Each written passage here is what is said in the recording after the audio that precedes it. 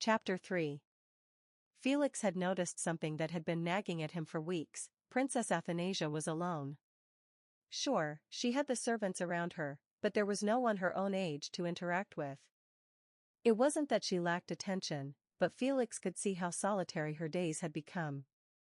He approached Claude, who was sitting in his study, flipping through reports. "Your Majesty," Felix started, hesitating slightly. "Have you considered arranging for the princess to have a companion? Someone her own age? It might help her social skills. She is growing up fast, and I'm concerned she doesn't have many opportunities to interact with children her age." Claude looked up from the papers, his sharp gaze settling on Felix. "She doesn't need any companions," he muttered, dismissing the concern with a wave of his hand. "She's fine. She has plenty of staff to keep her company." Felix pressed on, trying a different approach. "But, Your Majesty, the princess is clever, more than most children her age. Shouldn't she have someone to interact with, someone who can match her intelligence? It's important for her development. A friend could teach her things that the tutors can't." Claude's lips tightened as he thought for a moment. She already has everything she needs. At the mention of friends, Athanasia, who had been quietly playing with one of her dolls by the window, looked up. Her sharp blue eyes glinted with thought. She had heard the conversation and decided to voice her own opinion. "I want my playmate to be as smart as me," Athanasia said, her tone calm but firm, despite her small stature. Felix blinked in surprise at how mature her words were, coming from someone who appeared to be no older than 5. Felix couldn't help but smile. It was clear the princess didn't want just any companion, she wanted someone she could engage with mentally. Claude, however, gave her a long, unreadable look. Felix felt the tension in the air. Claude sighed, rubbing his temple. "Fine," he said reluctantly. "We'll find someone. But they better not be too much trouble." Athanasia smiled, pleased with herself for having made her point. Felix, relieved that Claude had finally agreed, felt a sense of victory, though he knew it wouldn't be easy finding a suitable companion for the princess. Meanwhile, in the Duke's estate, things were much more tense. Duke Alpheus paced back and forth in his private study, a scowl darkening his features. He had hoped that Jeanette would show more potential, but her lack of intelligence was frustrating. It was then that the news reached him: Athanasia had requested a playmate, someone who could match her intelligence. It didn't take long for the Duke to see this as a perfect opportunity. If his son, Ezekiel, could befriend the princess, it would elevate their position. He was a sweet, intelligent boy, and despite his gentle nature, he had the potential to be a perfect companion for the princess. "Ezekiel will go to the Ruby Palace," the Duke announced decisively, turning to his son, who stood by the doorway, looking both eager and a little apprehensive. "You will befriend Princess Athanasia. Do whatever it takes to get close to her. She's a valuable ally, and we need to be in her good graces." Ezekiel nodded, his golden eyes full of understanding, though his expression remained gentle. He was a boy of few words, but was known for his sharp intellect and kindness. "I understand, father," he said quietly. Jeanette, who had been sitting nearby, overheard the conversation. Her face immediately flushed with anger. She stood up abruptly, her hands clenched into fists at her sides. "What do you mean, Ezekiel is going to play with the princess?" she demanded, her voice shaking with frustration. "I've been with him all this time. Why is he going to her and not staying here with me?" The Duke glanced at Jeanette, his expression unreadable.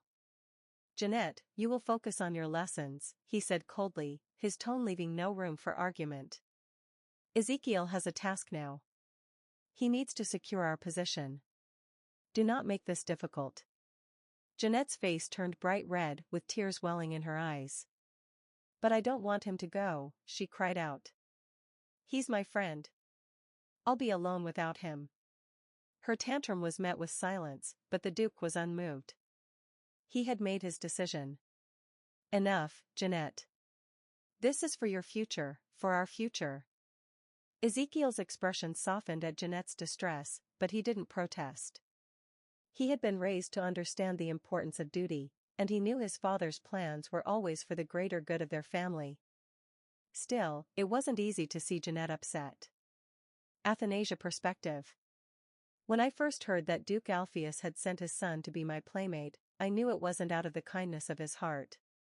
The Duke was an ambitious man, and I was well aware of his plans for Jeanette. He wanted her to take my place. To be the beloved princess. To be acknowledged by the emperor. I agreed to meet Ezekiel not because I was interested in him, but because I needed to keep an eye on the Duke's actions.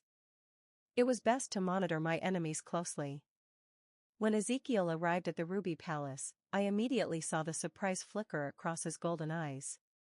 He had expected something different. A giggling girl in frilly dresses, perhaps, playing with dolls and begging for attention. Instead, he found me seated on the balcony, a book resting in my lap, a porcelain cup of warm milk before me. I glanced up at him briefly before turning my gaze back to the pages. He hesitated, clearly caught off guard by my indifference. "Princess Athanasia," he greeted me with a perfectly practiced bow, his tone polite but edged with expectation. I slowly closed my book, lifting my eyes to him once more. He was a handsome boy, with his father's white hair and golden eyes. No doubt, he had been showered with attention all his life.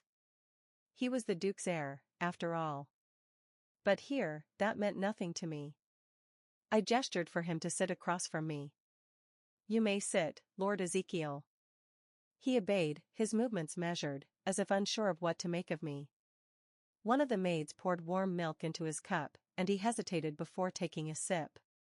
"You prefer reading over playing?" he finally asked, watching me curiously. I met his gaze, tilting my head slightly. "Should I prefer playing?"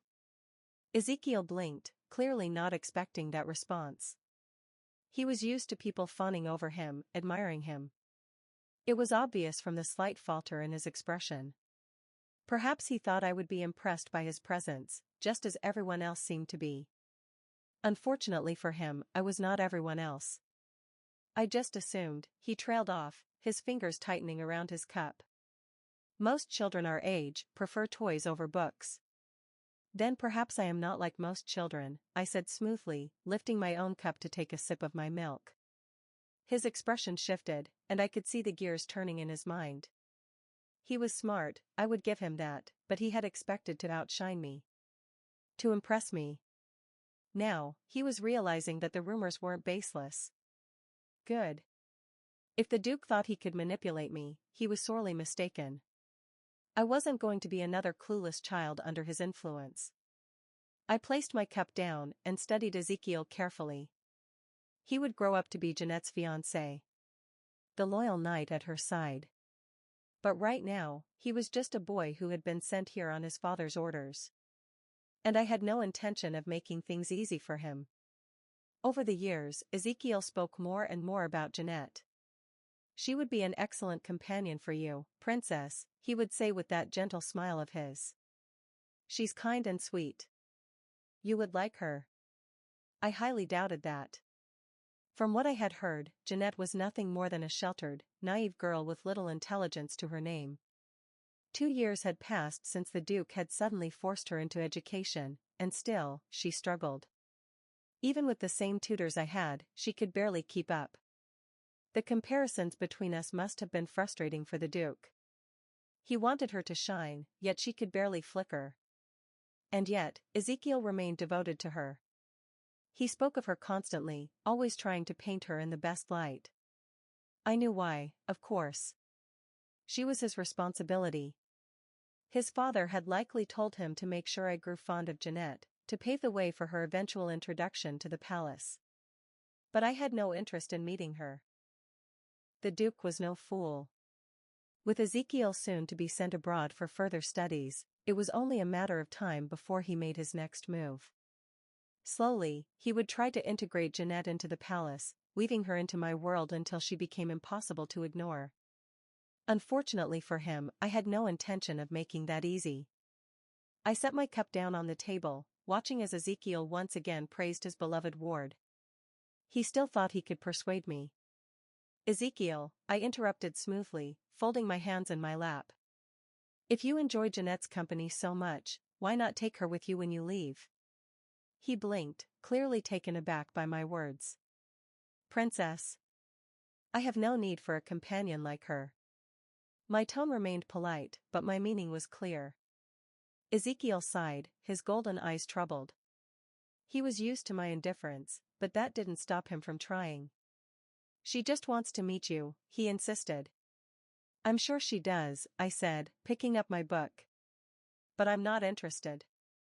I turned the page, effectively dismissing the conversation. The Duke could scheme all he wanted. I would choose my own companions. Jeanette's perspective. Why doesn't she want to meet me? I'm her sister. Her real sister. I sat on my bed, gripping my doll tightly as I glared at the floor. The news had only just been told to me. I was a princess. The emperor's daughter.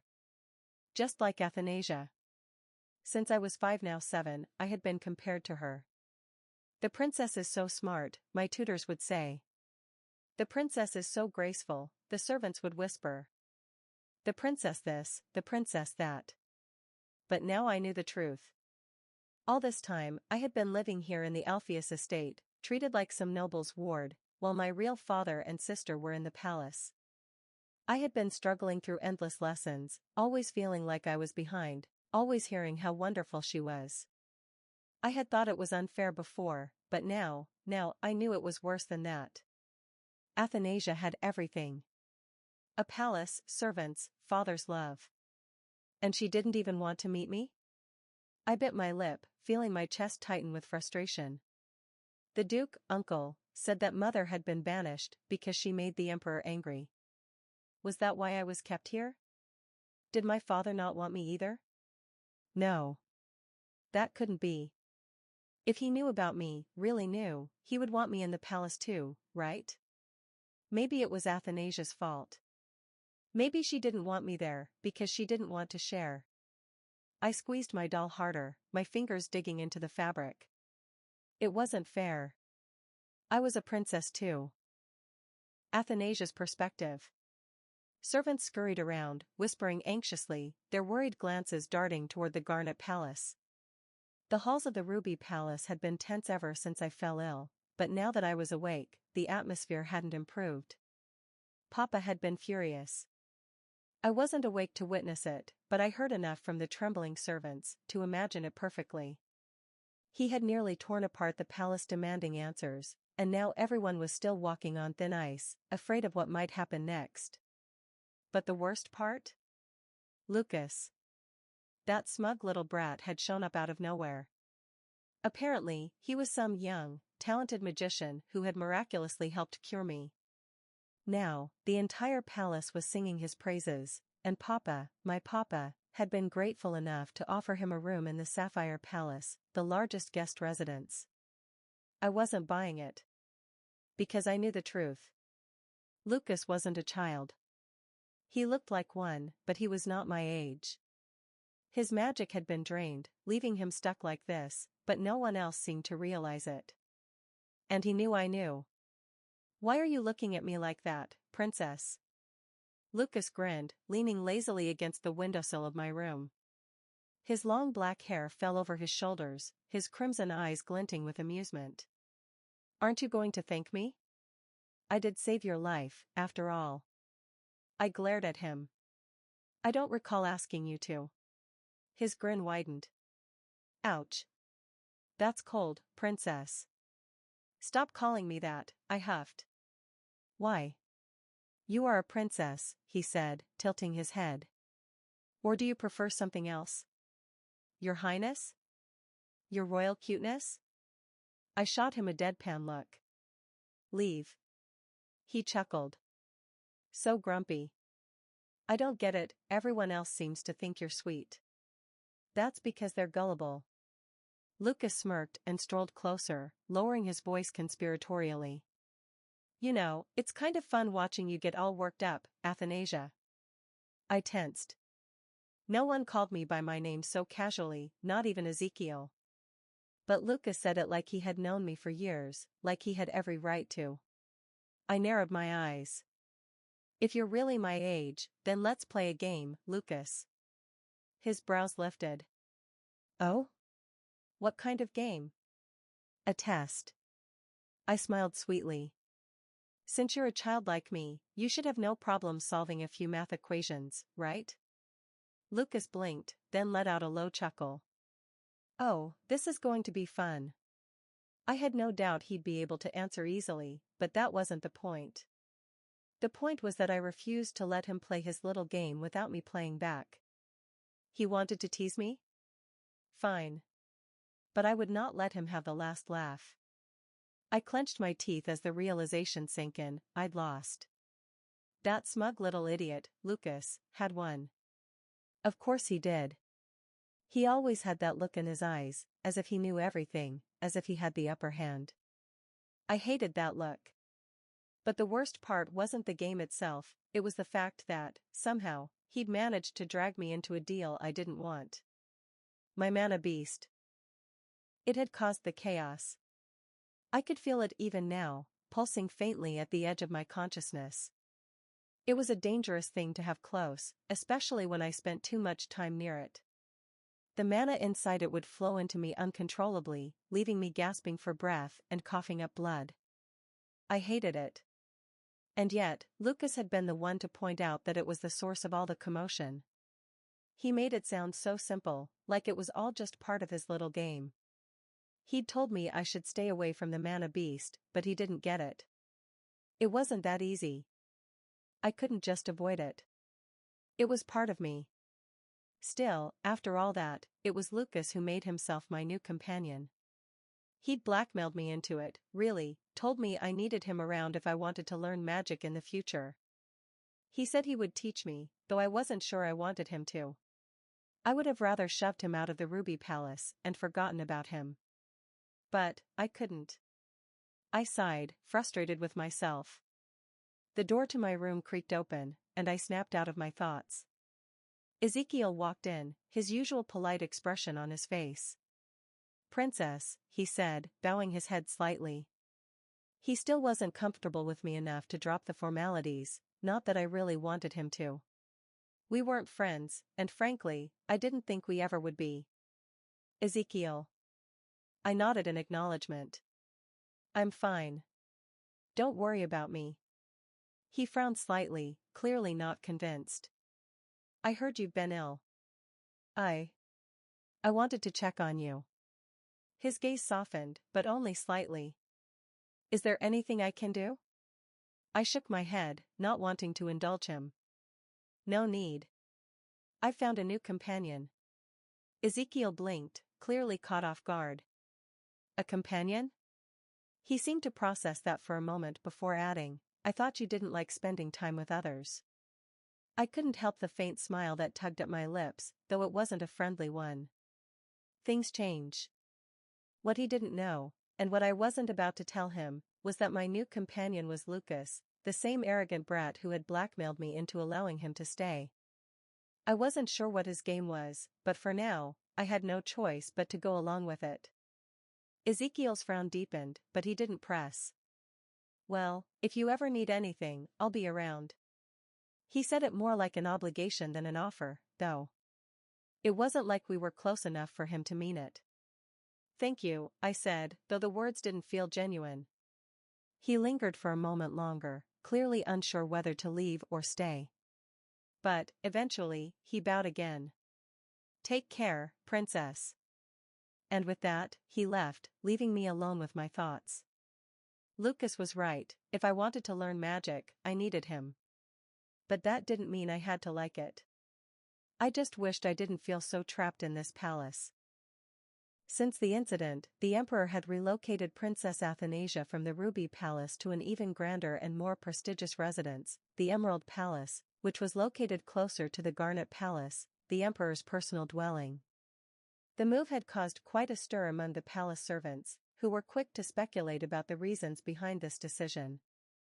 Whispers spread like wildfire throughout the servants' quarters.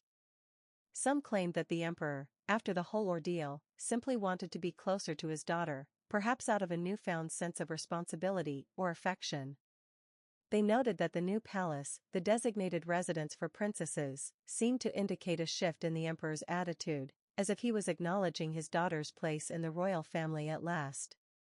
The nobles, however, were far more reserved in their opinions. Most were unaware of the true reasons behind the relocation. To them, it was simply another move in the emperor's often unpredictable nature, a way of asserting his authority and the grandeur of his lineage. They could only guess at the true meaning behind the change in living quarters, as the inner workings of the royal family remained a mystery to them. Despite the speculation, one thing was clear: the Ruby Palace, once the home of the princess, had now become a distant memory, replaced by the elegance and strategic location of the Emerald Palace. The question on everyone's mind was whether this move marked a permanent shift in the emperor's relationship with his daughter, or if it was merely a temporary gesture, something to appease his conscience after the events that had transpired. Like, comment and subscribe to be notified for updates in the series.